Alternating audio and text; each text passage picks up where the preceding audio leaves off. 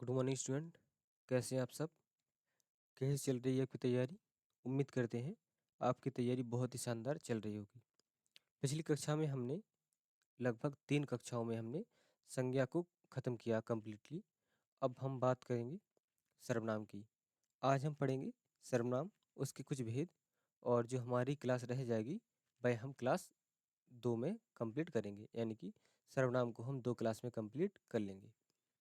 आज हम सर्वनाम को पढ़ेंगे और साथ में उसके कुछ भेद पढ़ेंगे। यदि आपने पिछली कक्षाएं नहीं देखी हैं तो हमने थ्योरी क्लास की एक प्लेलिस्ट बनवा दी है। अब वहाँ से थ्योरी की जो क्लास है उसको आप देख सकते हैं। तो चलिए क्लास को हम शुरू करते हैं सर्वनाम से।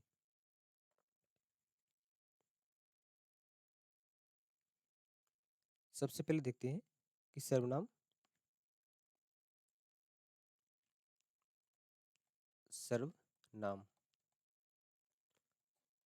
सर्वनाम यदि हम जब इसको तोड़ेंगे या ब्रेक करेंगे तो यह किन शब्दों से मिलकर बना है? सर्व और नाम।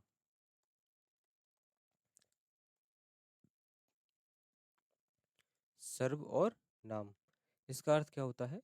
इसका अर्थ होता है सबका नाम। इसका अर्थ होता है सबका नाम। सबका नाम, इसका अर्थ क्या होता है? सबका नाम। यहाँ तक क्लियर? अब हम देखेंगे इसकी परिभाषा क्या होती है। परिभाषा परिभाषा क्या होती है, आइए देखते हैं। परिभाषा बे शब्द बे शब्द वे शब्द जो संज्ञा शब्दों के जो संज्ञा शब्दों के संज्ञा शब्दों के स्थान पर स्थान पर या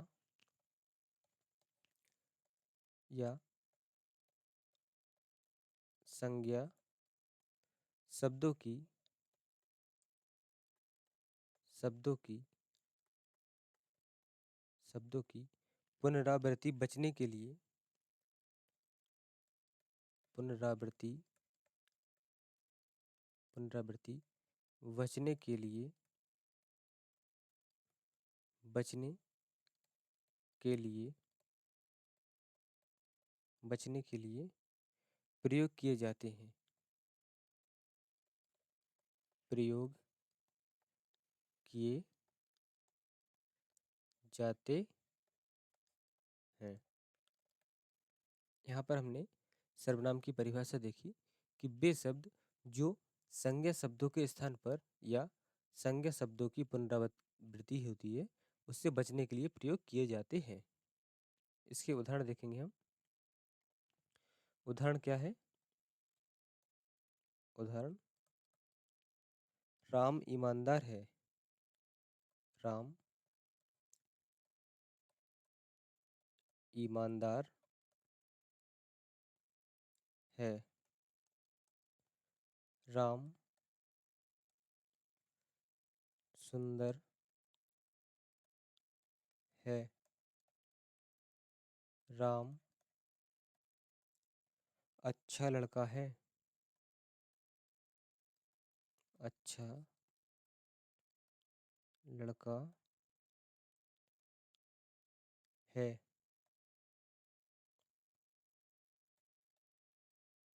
यहाँ पर देखेंगे, यहाँ पर हमने लिखा राम ईमानदार लड़का है। राम अच्छा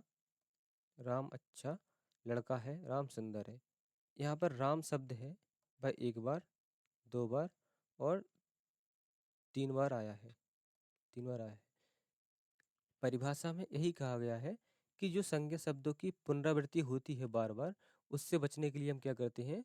हम संज्ञा के स्थान पर सर्वनाम शब्दों का प्रयोग करते हैं। जैसे यहाँ पर हम इसको अगर सही करें तो यहाँ पर राम की जगह हम राम की जगह क्या लिखेंगे? वह। वह। यहाँ पर राम की जगह क्या लिखेंगे हम? वह। वह है। तो अब हम इस सेंटेंस को पढ़ेंगे, क्या हो जाएगा? राम ईमानदार है, वह सुंदर है, वह अच्छा लड़का है। तो अब यहाँ पे देखेंगे, हमने राम को हटा दिया है और उसकी जगह हमने वह सर्वनाम का प्रयोग किया है। यहाँ तक क्लियर? बताइए, यहाँ तक क्लियर है? चलिए आगे देखते हैं। आगे देखेंगे सर्वनाम के भेद। हम देखेंगे सर्वनाम के भेद। सर्वनाम के सर्वनाम के भेद। सर्वनाम के भेद कितने होते हैं? 6। सर्वनाम के भेद होते हैं 6। कौन कौन से होते हैं? आइए देखते हैं। पहला भेद है पुरुषवाचक सर्वनाम। पहला भेद है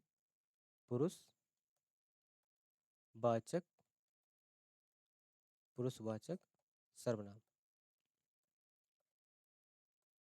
पहला भेद है पुरुषवाचक सर्वनाम। क्या होते हैं? आइए देखते हैं। जो पुरुष या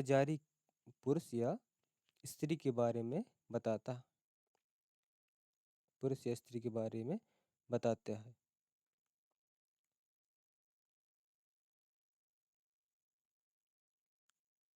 जो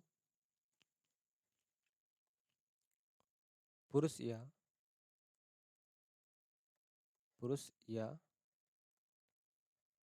स्त्री के नाम को बताता है।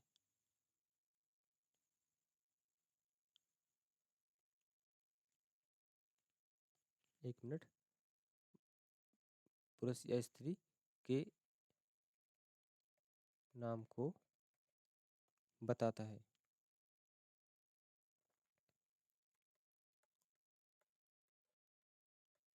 या इसकी परिभाषा है कि व्यक्तियों के बारे में बताता है। यह सिर्फ क्या बताता है? व्यक्तियों के बारे में बताता है। यहाँ तक क्लियर? अब देखेंगे इनमें या इनके 3 प्रकार होते हैं। इसके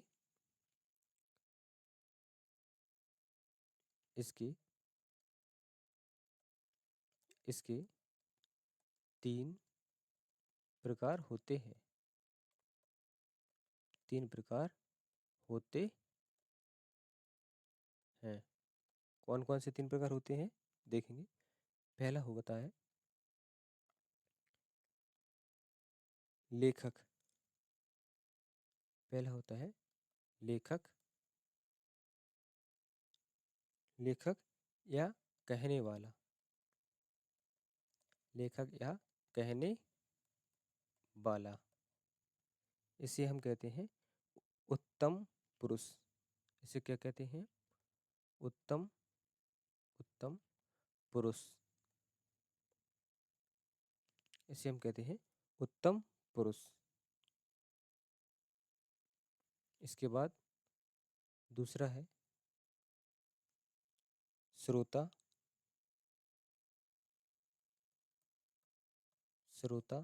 सुनने वाला।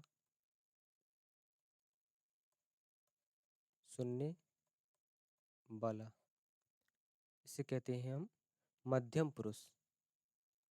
मध्यम पुरुष। इसे हम कहते हैं मध्यम पुरुष। इसके बाद तीसरा है यानी कि वक्ता और श्रोता के अतिरिक्त अन्य तीसरे के लिए। तीसरा क्या है? वक्ता और श्रोता के अतिरिक्त अन्य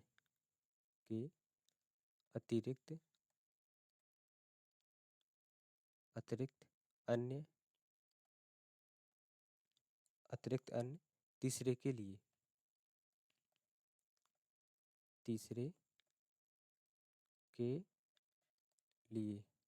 इसे हम क्या कहते हैं? इसे हम कहते हैं अन्य पुरुष। इसे हम कहते हैं अन्य पुरुष। इसे हम कहते हैं अन्य पुरुष। यहाँ तक क्लियर? आइए एक बार इसको फिर से देखते हैं। यहाँ पर है सर्वनाम के भेद 6 होते हैं। इसका पहला भेद है पुरुषवाचक सर्वनाम। पुरुषवाचक सर्वनाम में क्या होता है? जो पुरुष या स्त्री के नाम को बताता है, पुरुष या स्त्री के नाम को बताता है, या जिसमें हम व्यक्तियों के बारे में बताते हैं। इसको आप करेक्ट कर लीजिए, या पुरुष स्त्री की जगह आप इसको जो व्यक्तियों के बारे में बताता है, जो, इसको सही करिए, व्यक्तियों के बारे में, व्यक्तियों के बारे में, व्यक्तियों के बारे में बताता है, जो व्यक्तियों के बारे में बताता है। इसके 3 प्रकार होते हैं। कौन कौन से? पहला प्रकार होता है उत्तम पुरुष, मध्यम पुरुष और अन्य पुरुष।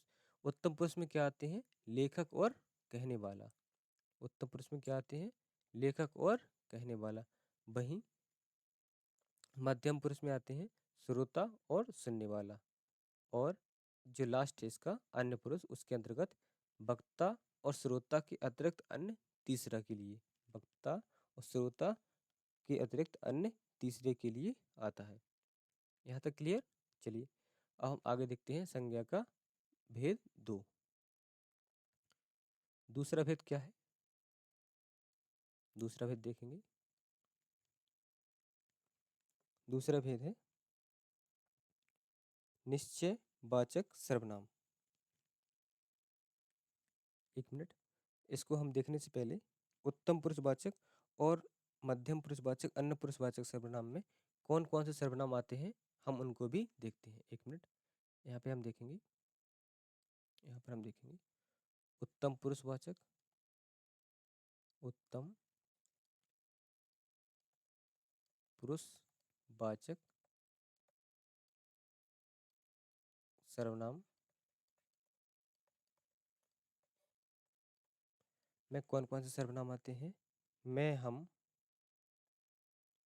मैं, हम, मेरा, मेरा, मैंने,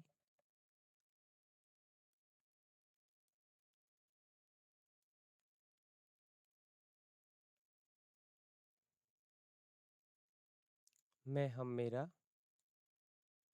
मैंने, मैंने, मुझको, हम, हमारा,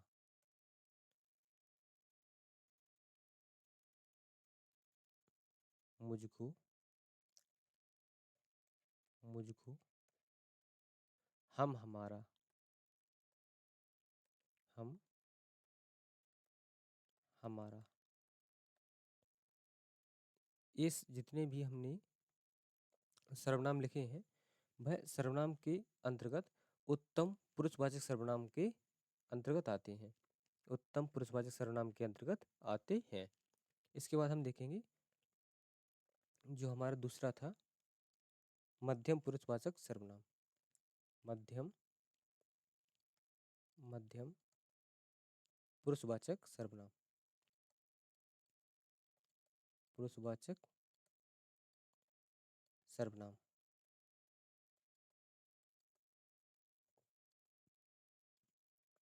मध्यम पुरुषवाचक सर्वनाम के अंतर्गत तू, तुम, आप, तू, तुम, आप, तेरा, तुझको, तुझसे, तेरा, तुझको,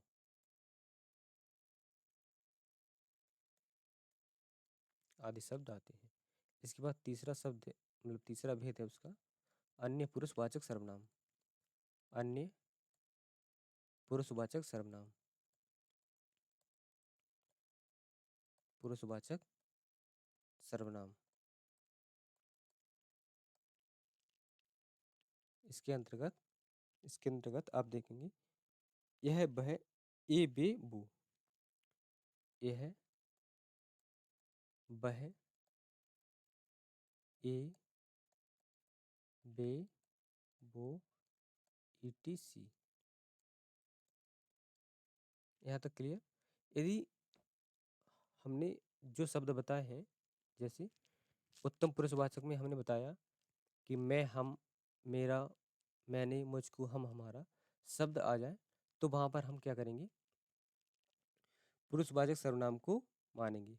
यदि पुरुषवाचक सर्वनाम का भेद पूछा जाए तो वहाँ पर हम उत्तम पुरुषवाचक सर्वनाम को प्राथमिकता देंगे।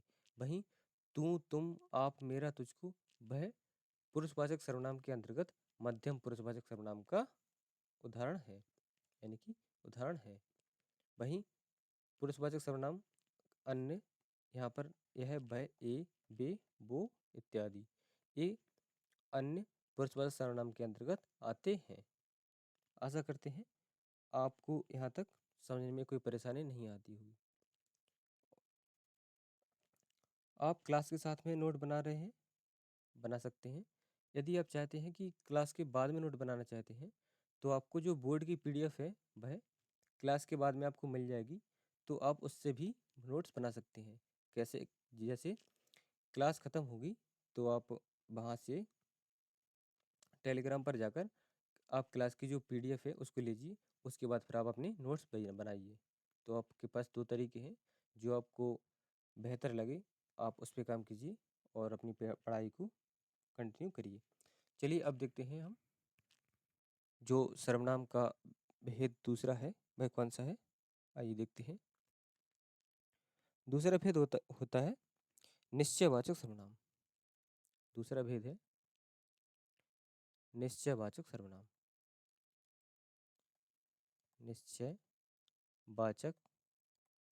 निश्चयवाचक सर्वनाम। दूसरा भेद हो जाता है निश्चयवाचक सर्वनाम। परिभाषा क्या है? जब किसी निश्चय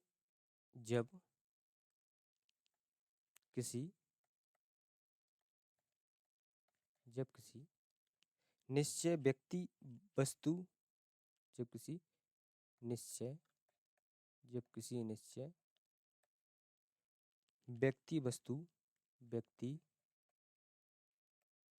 व्यक्ति वस्तु या स्थान का बोध हो, या स्थान का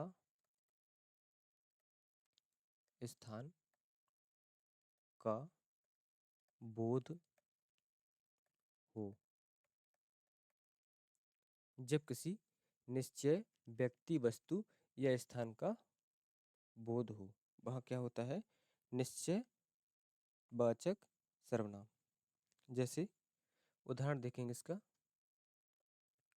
उदाहरण देखेंगे हम। यहाँ पर उदाहरण है, यह मेरी पुस्तक है। यह मेरी पुस्तक यह मेरी पुस्तक है। बताइए इसमें कौन सा सर्वनाम हो जाएगा? यह मेरी पुस्तक है, इसमें हो जाएगा निश्चयवाचक सर्वनाम। दूसरा उदाहरण देखेंगे,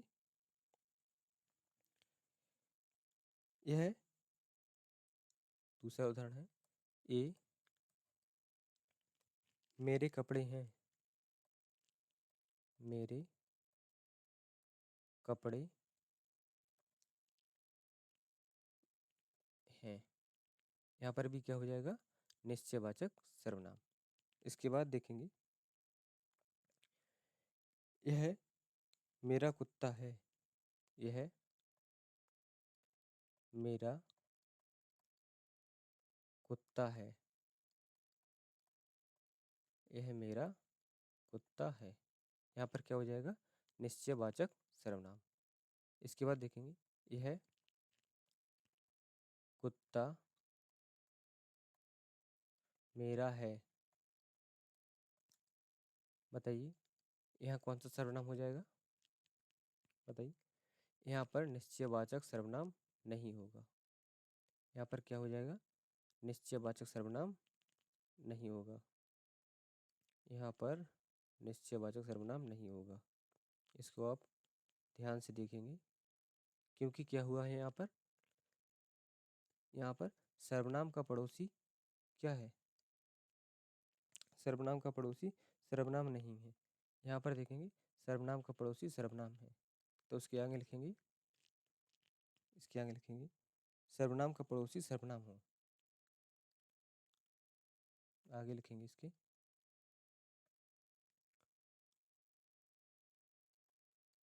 सर्वनाम का पड़ोसी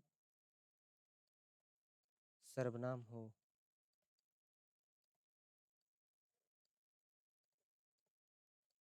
सर्वनाम का पड़ोसी यदि सर्वनाम है तो वहाँ पर क्या होता है, निश्चयवाचक सर्वनाम होता है।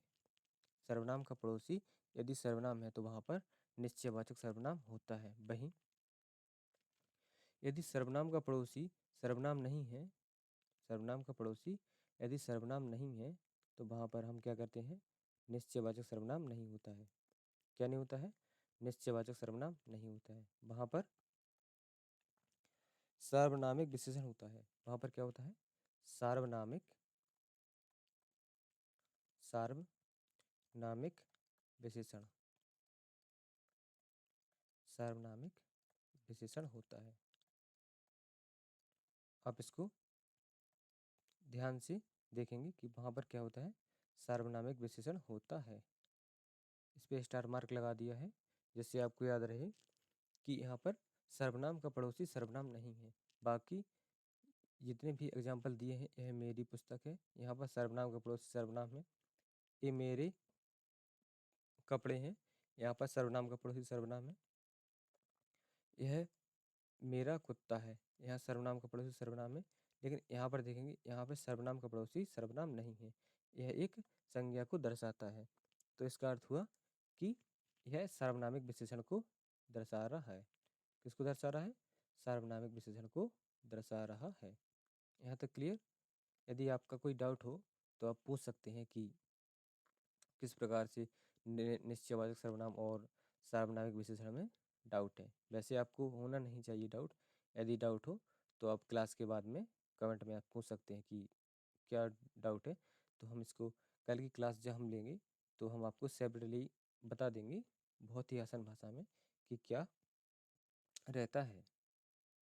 ठीक है, तो चलिए आगे देखते हैं।